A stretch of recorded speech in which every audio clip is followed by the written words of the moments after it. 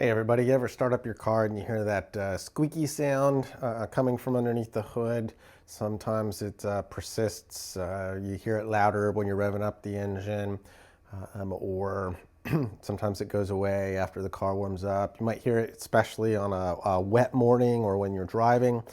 A lot of times if it's wet, it's a belt, but here I'm going to show you one of the things that absolutely could be going on, and that is something is wrong with your idler pulley. So here is the idler pulley. I have it all tore apart now, and this was the seal that was over it. My truck was making that noise and it seemed to be getting worse. It has about 183,000 miles. This truck was assembled originally in Canada. You can see that this is the original GM part number.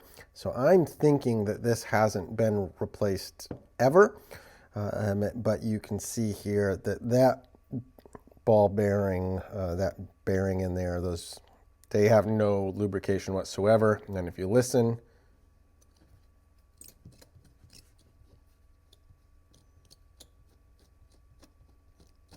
you can hear that squeaky sound, and that's exactly what I was hearing. Now, it's very possible that the belt was also worn. I didn't see any cracking or anything on it, but I went ahead at this point at 183,000 miles. I knew at least 100,000 miles was on that belt, the idler pulley and the belt tensioner. So I replaced all three of those and we're good to go and back on the road. So anyways, that's one of the things that you might find that is going wrong.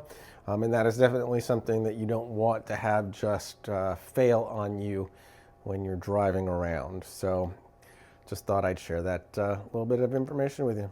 Hope you enjoy it.